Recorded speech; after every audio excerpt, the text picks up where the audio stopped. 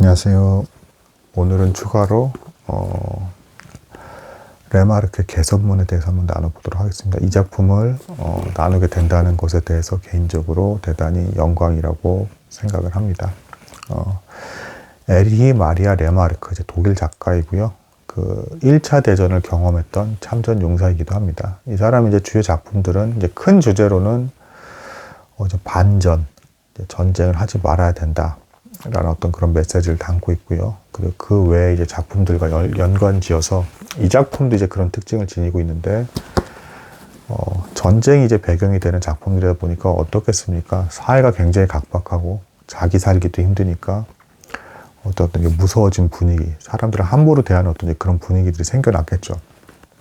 그럼에도 불구하고 그 안에서 온정과 사랑을 잃지 말아야 된다라는 분명한 주제의식을 갖고 작품을 이제 표현하는 작가가 되겠습니다. 참고로 이 개선문이란 작품도 이 작품 안에 굉장히 그 애절한 사랑의 메시지를 담고 있습니다. 그래서 이 배경은 참고로 이제 프랑스 파리 1938년이 되겠습니다. 2차 대전이 이제 40년에 이제 발생을 하니까 전쟁이 나기 2년 전이에요. 그때 이미 프랑스에는 대량 실업들이 많이 발생을 해서 수백만 명의 실업자가 있었고, 남자건 여자건 일자리 얻기도 힘들고 먹고 살기도 힘든 굉장히 각박한 그런 사회였습니다. 꿈도 희망도 찾기 어려운, 그리고 여러 가지 이제 전쟁도 이제 피하기 어렵다라는 것들을 이제 사람들이 인식하기 시작하면서 내일을 모르겠다라는 그런 상황에 놓이게 되는 그런 사회 분위기 속에서도 온정을 잃지 않고 살아가는 주인공과 이 마음을 알아본 조항마두라는 이제 불쌍한 이제 무명 여가수가 있습니다. 이 여가수가 라비크라는 이제 그 주인공을 이제 피난민 신분의 주인공을 이제 사랑해 줌으로써 벌어지는 어떤 그 스토리가 메인 줄기가 되겠습니다. 그리고 또 거기에 이제 부수적으로 이 라비크라는 이게 주인공이 그 독일에서 원래 이제 큰 병원의 외과 부장, 의사 부장이었습니다. 근데 굉장히 잘 나가는 사람이었죠. 하지만 독일의 이제 나치 정권이 이제 들어서면 독재 정권에 들어서면서 거기서 이제 의심을 사게 돼서 그 독재 정권에 열렬히 이제 지지를 하지 않게 되는 사람들은 이제 그 게시타포에 의해서 이제 다 발각이 돼서 잡혀가지고 고문을 당하게 되는, 이 고문 과정에서 애인과 함께 고문을 당하다가 애인이 죽는 일도 경험을 하게 되고, 이제 아내도 사별한 남자이기도 합니다. 나이는 이제 40대가 되었고요.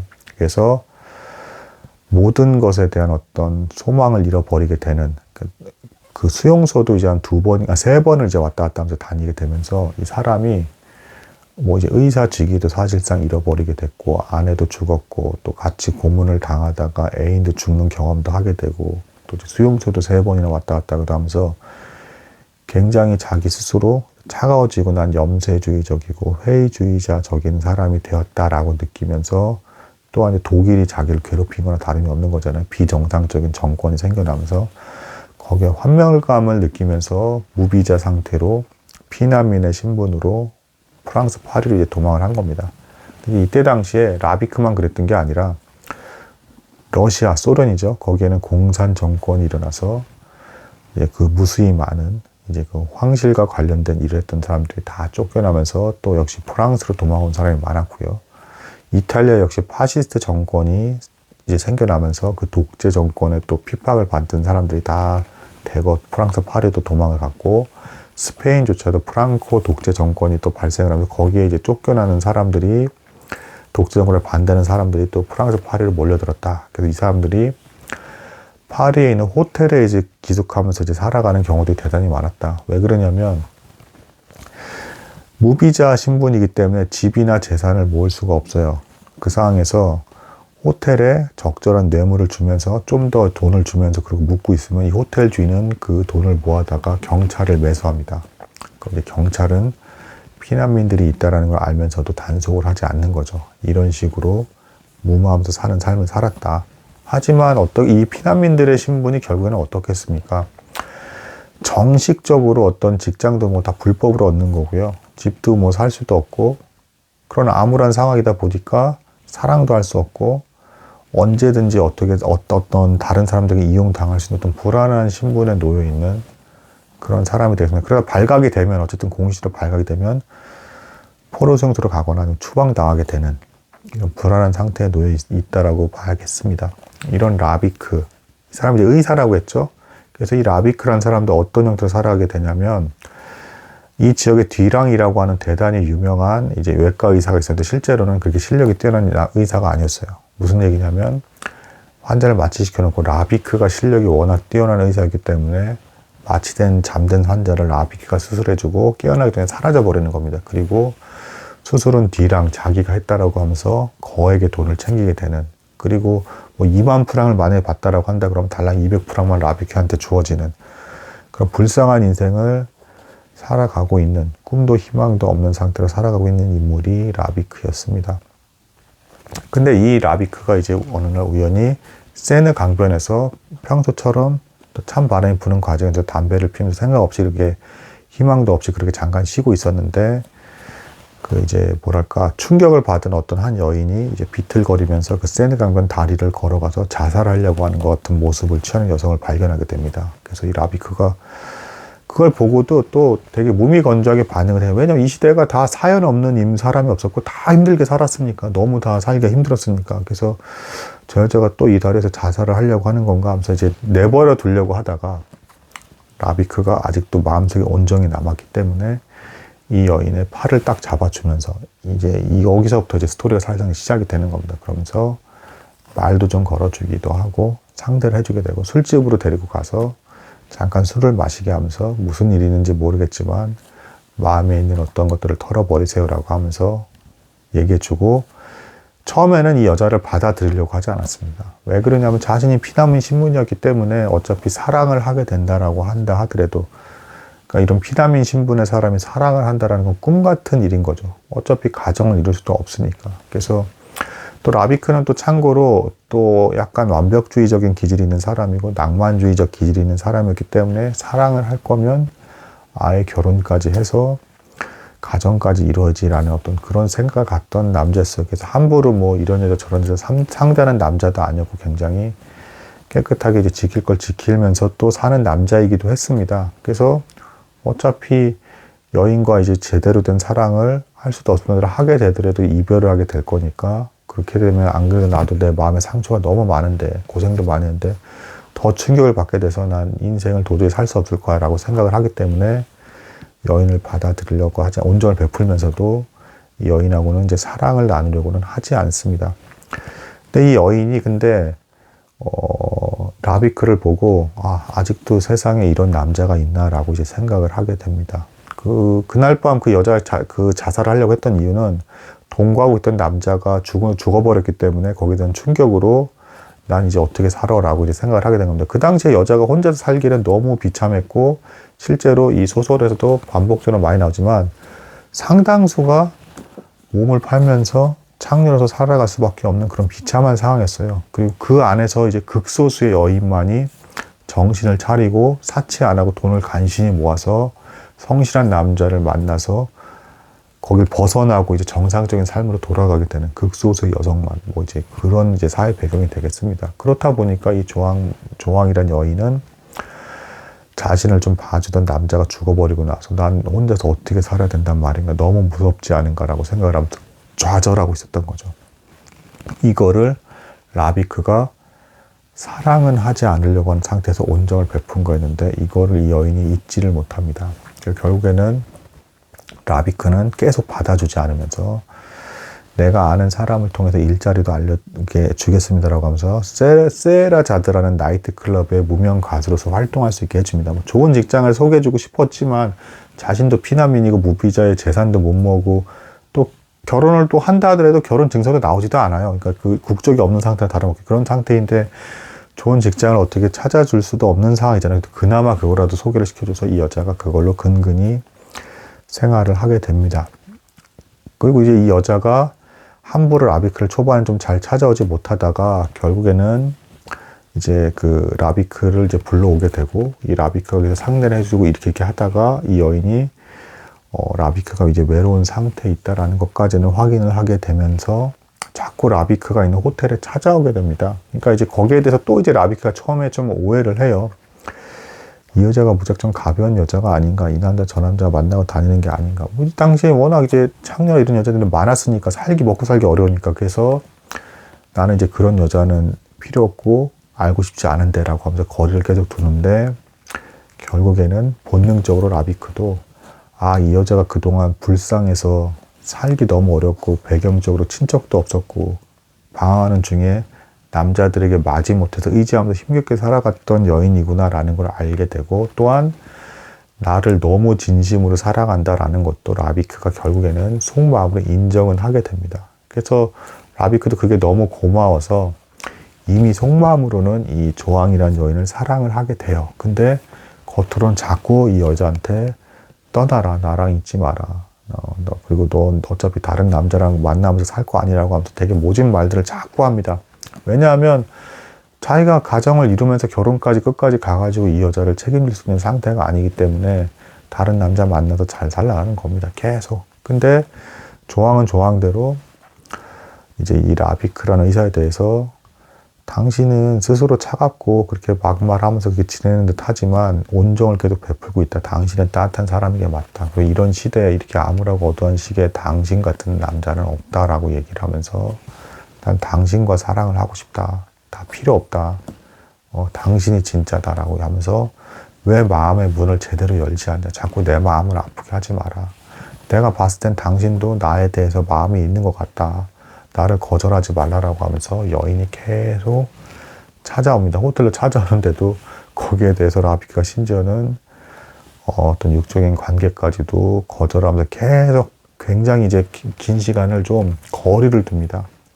라비크도 라비크대로 상처가 많았던 거고, 또 이 여인은 여인대로 상처가 많았기 때문에 라비크한테 기대려고 하기도 했고, 어떤 여러 가지 불쌍한 상황이었는데 말 그대로 사랑하기에는 너무도 힘든 사회 상황, 전쟁 직전이기 때문에. 그리고 또 실제로 여기서도 배경들에서 막 그런 게 나와요. 막 강제 징집을 앞두고 있었기 때문에 이 남자들이 언제 죽을지 모르잖아요. 그래가지고 다 제정신이 아니기 때문에 막 집창촌이 엄청나게 호황이고, 또 이제 그거를 또 이제 라비크는 자기가 의사였기 때문에 어쨌든 불법이긴 했지만 또 이제 뭐 여자들이 병에 안 걸렸나 이런 걸 확인을 해주면서 동정 어린 시선으로 잘못된 일이 있을 땐 또 문제를 해결해주는 또 온정을 베풀기도 하고, 그러면서도 또 자신의 어떤 깨끗함 또 유지는 또 합니다. 그러면서 또 이제 그렇게 또 살아가고, 또 이제 또 사이사이에 이제 또 그 불쌍한 사람들에 대한 처지도 나와요. 왜냐하면 제목이 개선문이잖아요.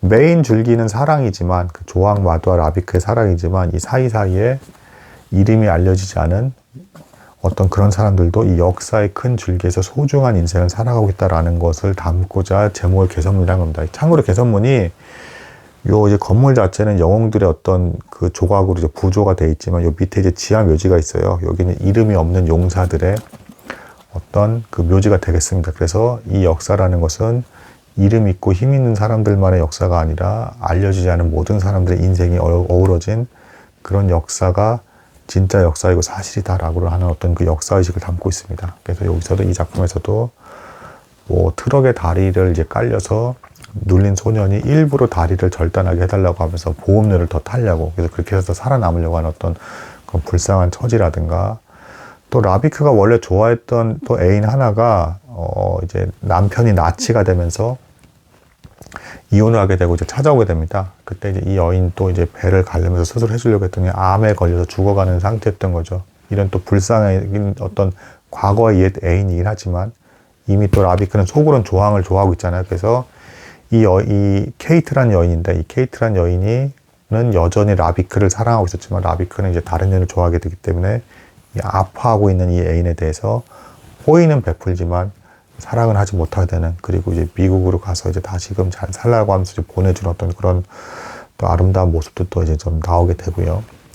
이 과정에서 마침내는 근데 이제 이 라비크가 어쨌든 온정을 버리지 않았기 때문에 추방을 당하게 됩니다. 길을 가는 중에 무시를 하고 갔어야 되는데, 이제 그 건물이 이제 지어지는 곳에 높은 곳에 들보가 떨어져서 이걸 어깨에 맞고 쓰러져서 뼈가 으스러져 죽어가는 여인이 있었는데, 이걸 응급처치를 해줬다가 경찰과 신문 기자들이 막 달려들어가지고 졸지에 라비크가 피난민 신문에 걸려가지고 뜻하지 않게 스위스로 추방당해 버리게 되는. 근데 이때 되게 좀 안타까운 게, 라비크가 여전히 이제 조항의 사랑을 좀 의심했습니다. 왜냐하면 자기가 이렇게 별 볼일 없는 남자이기 때문에 설마 이 여자가 진짜로 나를 사랑하는 거겠어. 잠깐 외로우니까 나를 계속 붙들면서 찾아오는 거겠지. 이런 생각이 있었는데 추방까지 당하게 되니까 조항에게 편지를 안 해버립니다. 어차피 이 사랑은 계속 끝까지 갈 수가 없는 불쌍한 사랑이야. 불행한 사랑이야. 내가 더 이 여자를 깊이 사랑하게 됐다가 거절당하게 되면 안 그래도 나도 추방당한 피난민 신분이고 너무 내 마음도 냉랭해지고 차갑게 살아가면서 이렇게 신분을 숨기면서 무서운 세상 속에서 살아가고 있는데 또 한 번 좌절하게 되면 나도 인생을 살지 못하게 될지도 몰라라고 하면서 어차피 이건 이제 이별 신호야라고 하면서 조항에게 편지를 안 해버립니다. 그러니까 조항은 조항대로 라비크를 제일 좋아하고 있었고 이 남자야말로 그동안 모든 만난 상대하게 된 남자에서도 볼 수 없는 가장 따뜻한 남자라 생각하면서 너무 좋아하고 있었는데 라비크가 연락을 안 하게 돼버리니까 아, 이 남자 기어이는 평소에 말한 대로 날 버리겠다고 떠나라고 했었는데 진짜 이렇게 가버리는구나 라고 하면서 한 2개월 정도를 기다리다가 살기도 막막해지고 무서우니까 호텔방에서 혼자 여자가 지낸다는 게 또 이때 상황에서 얼마나 무섭니까. 얼마든지 그 주변에 이상한 피난민들도 있고 남자들 괴상남들이 많은데 그래서 또 다른 어떤 남자에게 의지를 하게 됩니다. 그러고서 이제 또 이제 1개월이 더 지나서 3개월이 다 차고 나서야 라비크가 몰래 또 파리로 돌아오게 되는데 거기서 이제 처음 이제 이 여자를 그 조항을 데리고 와서 이제 마셨던 술집이 있습니다. 그 술집에 이제 어쨌든 라비크도 이제 이제 조항은 떠났겠지라고 하면서 오자마자 막상 말은 맨날 평생 떠나라고 하면서도 추방 당했다가 파리 돌아왔을 때 주변 사람들한테 여자가 찾아왔냐 이런 걸 계속 이제 물어봤어요. 사실은 막상. 그러니까 그 추방 당하기 전까지 여자가 계속 이제 그 라비크 호텔에 찾아왔을 때 라비크도 이미 그게 너무 고마웠고 감사했던 겁니다. 나를 이렇게까지 사랑해주는 여자가 있나라고 하면서 그게 되게 힘이 됐던 거예요, 자기에게는. 그래서 이제 확인을 했는데 이제 조항이 이제 찾아오지 않는다는 사실을 알게 되고 나서 좌절하면서 그래, 그렇지. 나 같은 남자 뭐 결국은 떠날 수밖에 없는 사랑이 아닌가라고 하면서 처음 만났던 술집을 찾아가는데 거기에 조항이 있었던 겁니다. 옆에 다른 남자도 있었고. 그럼 이런 상황이면 어떻게 되겠어요?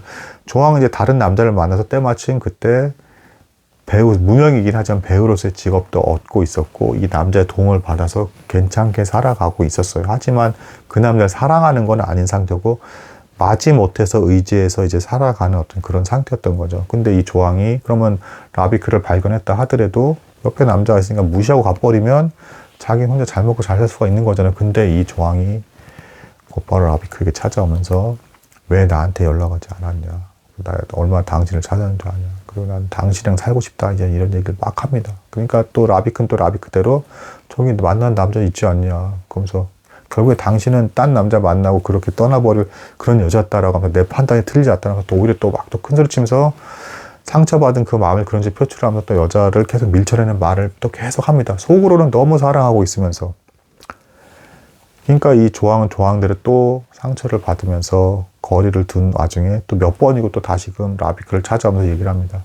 당신이 추방당한 중에 도무지 연락도 안 하고 사라져버리니까 다시는 파리에 안 온 줄 알았다. 나는 그래서 희망을 잃고 있었고 어떻게든 살아남아야 되니까 어쩔 수 없이 그런 남자를 또 상대하게 됐고 또 나이트에서 그동안 당신이 뭐 소개시켜준 직업이긴 하지만 거기서 무명 가수 사는 게 너무 괴로웠다. 남자들이 이상한 눈빛을 쳐다보면서 날 이렇게 대하는 것 자체가 너무 고통이고 괴로울 뻔하죠, 당연히. 그래서 벗어나기 위해서라도 이럴 수밖에 없었다라고 해서 얘기를 하니까 라비크는 아니다. 너는 원래 기질이 그런 여자다. 이 남자 저 남자 옮겨다니면서 그런 여자 아니냐라고 해서 매몰차게 얘기를 하면서 거리를 두니까 마침내 조항이 떠나려고 할 때 라비크가 속마음으로 막 이제 그렇게 독백하는 게 나옵니다. 가라고 말은 해놓고 가지마 너까지 가면 앞도 없는 나도 미래가 없는 남자인데 여기서 이 차가운 세상에서 힘들게 너랑 살아가게 되는데 너까지 가게 되면 나는 얼마나 괴로워서 어떻게 산단 말이냐라는 속의 고백을 하다가 마침내 조항하고 이름을 부르니까 이 여인이 돌아서면서 이제 두 사람이 다시금 함께하게 되는 그래서 이제 다시 사랑을 재확인하게 되는. 하지만 그러면서도 이 여자가 그 여자 새로 만나야 된 남자가 그 어떤 영화계에서 좀 입김이 있는 남자였기 때문에 바로 거절을 하지 못합니다. 그러니까 또 이것 때문에 라비크는 또 왜 빨리 정리하지 못하고 네가 맨날 나랑 살고 싶다라고 하고 나에게 오겠다는 것도 거짓말이야 하면서 또 이제 굉장히 모진 말들을 또 주고받으면서 이 소설이 좀 놀라운 게 다투는 내용이 되게 많이 나요, 대화에서. 그러니까 둘이 사랑하는 건 확실해요, 이미. 근데 여건이 너무 안 좋으니까 이게 자꾸 엇갈리면서 이렇게 서로 상처받는 말을 막 하게 되는 겁니다.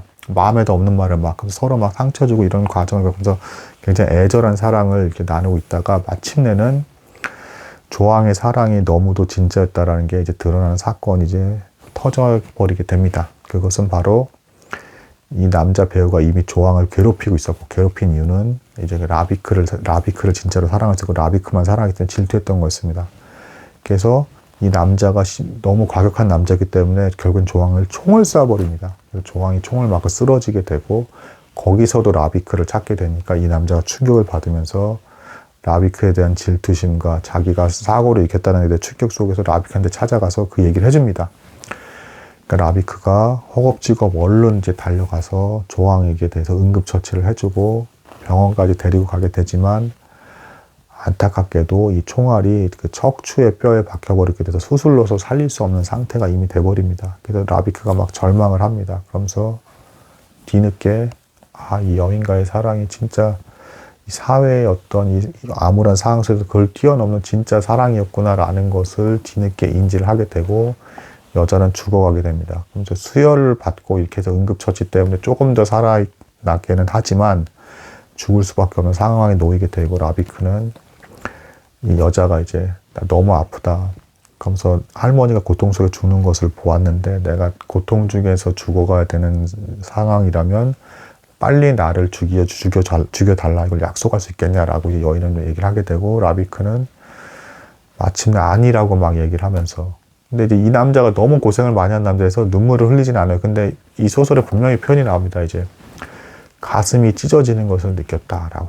여인을 라비크도 너무 사랑했다라는 걸 부인할래야 부인할 수가 없었던 거죠. 뭐 도중에 이 여자가 영화배우 남자의 도움으로 부자 아파트에 들어가게 됐을 때도 라비크가 싫다라고 계속 퍼붓고선 다 갈라서고 나서도 거기서 배회하면서 멀리서 쳐다보는 장면이 나와요. 그러면서 조항을 포기하지 못하는, 다가가진 않지만 그러면서 그렇게 애절하고 아련한 사랑을 막 하고 있는 상태였는데, 조항이 이제 마침내 죽는다라고 하니까 다가가서 솔직한 말을 이제 하나씩 해주기 시작합니다. 조항이 먼저 라비크에게 이제 죽어가면서 안락사에 대한 부탁을 한 뒤에, 내가 너무 좋지 않은 여자였죠. 내가 이런 식으로 세상이 너무 무서워서 마음에 더든 남자들한테 의지하면서라도 살아갈 수밖에 없었어요. 그러면서 얘기를 하니까 라비크가 솔직하게 이제 이때가 되고 나서 뒤늦게 얘기를 합니다. 내가 너를 도와줘서 너가 자살하려고 하는 그 다리에서 팔을 붙들고 살려는 줬지만 너가 그냥 있어줬기 때문에 실제로는 내가 살 수 있었다. 여기 다 그대로 나옵니다.